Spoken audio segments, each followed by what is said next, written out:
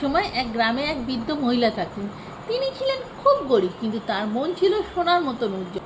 তিনি সবসময় সত্য কথা বলতেন আর অন্যায়ের বিরুদ্ধে রুখে দাঁড়াতেন। তার একটা ছোট জমি ছিল, সেই নিয়েই তিনি সংসার চালাতেন। একদিন এক গ্রামে এক ধনী ব্যবসায়ী এলেন। তিনি খুব চতুর ছিলেন আর খুব ক্ষমতাশালী ছিলেন।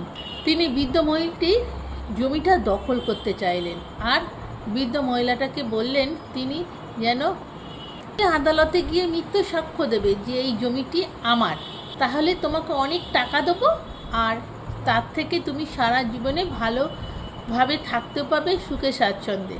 বৃদ্ধ মহিলাটি মাথা নেড়ে বলল, না, আমি মিথ্যে সাক্ষ্য দেব না, আমি কখনোই মিথ্যে কথা বলবো না, সত্য কথা বলাই আমার ধর্ম।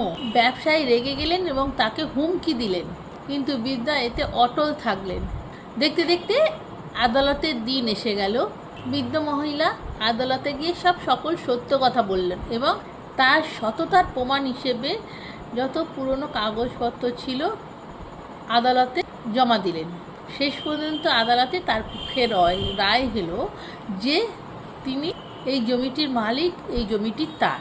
গ্রামের লোকজন তার সততা দেখে মুগ্ধ হলো এবং তাকে সম্মান করতে লাগলো। তার বিপদে আপদে তাকে সাহায্য করতে এগিয়ে এলো। মহিলাটি বললে তখন গ্রামবাসীকে যে সততা কখনো পরাজিত হয় না, ধৈর্য ধরে সত্যের পথে থাকলে একদিন জয় হবেই। আমরা এর থেকে শিক্ষা পাই, ধৈর্য ধরা ও সত্য কথা বলা সব সময় ভালো ফল বয়ে নিয়ে আসে। সত্যের পথ কখনো সহজ হয় না, কিন্তু এর ফলাফল সবসময় মিষ্ট হয়।